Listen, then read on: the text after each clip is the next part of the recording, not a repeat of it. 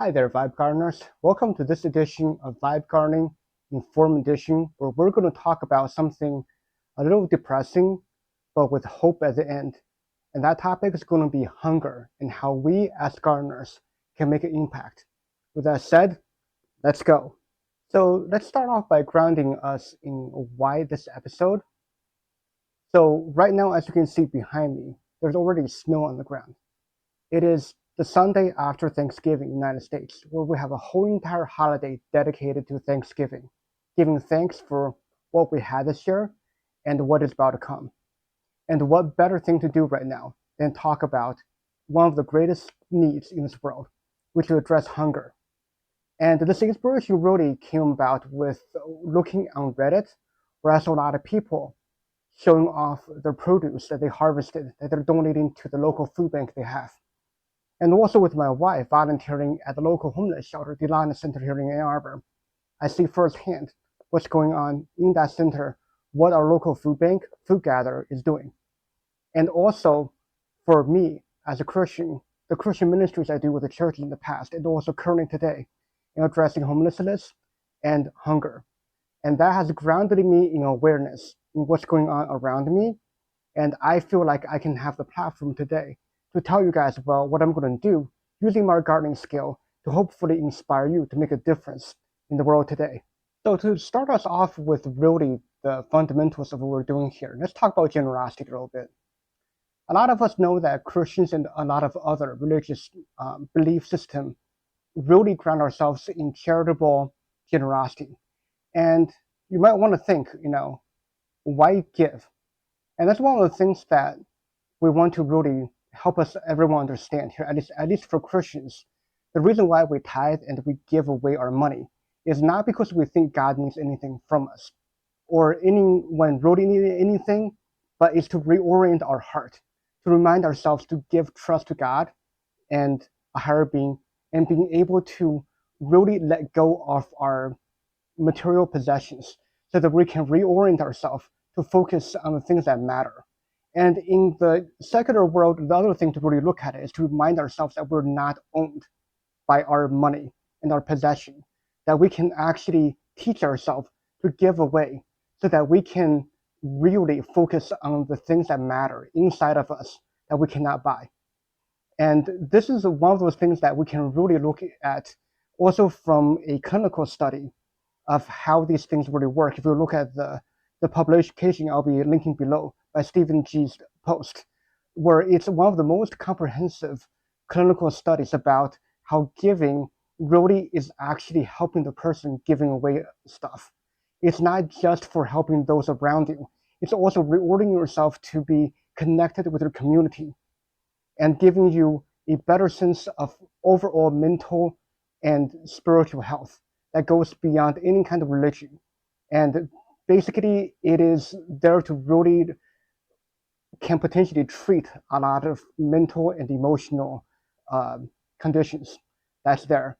So this whole act of giving away really isn't about trying to make God happy, but it's about making ourselves, our heart, oriented in the right place. And this is something that I think anyone can take advantage of, not just people who are religious. It's our ability to remind ourselves that we're connected to the community around us, and money and possession does not own and define who we are. So the next topic we want to talk about is going to be what is modern hunger and what is food insecurity. Modern hunger doesn't quite look like what billboards or a lot of those advertisements show you what they look like. Yes, a lot of time in developing, underdeveloped countries, you will see a lot of people who are really skin and bone, showing physical signs of hunger. But in reality, what's happening is that though you may not face hunger, you may face starvation. And that is something that has become a common pattern, especially in developed countries, where people are able to still provide some food day to day, but they're not able to provide food when they actually need it, which really common is at least twice a day. And the or being able to provide enough food to not feel hungry when you're done eating. And many times you may not be hungry anymore after the meal, but the ingredient you choose is actually more financially restricted, which means you will find material that is actually not going to sustain you nutritiously, but it will give you enough calories to not be hungry. And therefore, you are not hungry, but your body is starving for the right nutrition. And that is what really today's hunger looks like. And it's really driven by the motivation that you are low on money. And the last thing on your list of the necessity is going to be food. You gotta want to worry about your rent, mortgage, car, health expense, and everything first. And the last thing you worry about is your food. And that's ended up becoming the expendable part. And food insecurity in today's world is really either you are exhibiting modern hunger, like I explained, or what's happening is you're alleviating this modern hunger through community programs, like their food bank, some what we used to call food stamps or EBT, or other kind of community programs that's out there. And that is what today we see as modern hunger and what we see around the world as food insecurity. So with that understanding of what food insecurity is, what modern hunger looks like, let's talk a little bit about what it looks like around the world. So according to UN, worldwide, hunger affects 1 in 10 people. That actually, to me, seems a little low, and I'm not going to go into the numbers. You can research on that, but that's a minimum on the when it comes to food insecurity around the world. According to Feeding America, which gets their data from the USDA survey on food insecurity, 1 in 7 Americans suffer from food insecurity. And that number is even worse for children, which is 1 in 5. Yes, 1 in 5 children is not able to have security in food, which really comes down to just not having the right nutrition to be able to support their growth stage in life.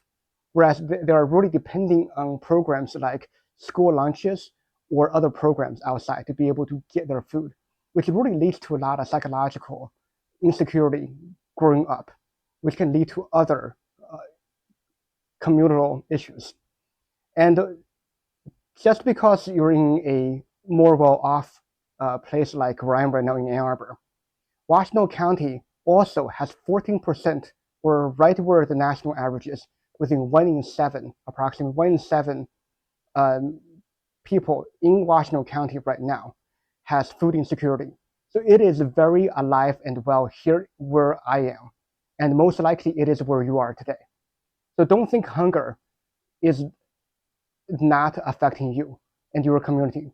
It is likely right where you are. And so locally here in Washtenaw County, the local food bank is called Food Gatherers, and is partnered with Feeding America. This is actually a food bank started by the local food group, Zingerman's, back in 1988. And it is really doing a great job to try to address hunger at a more holistic level. And really, that is a group I really would like to help with this effort.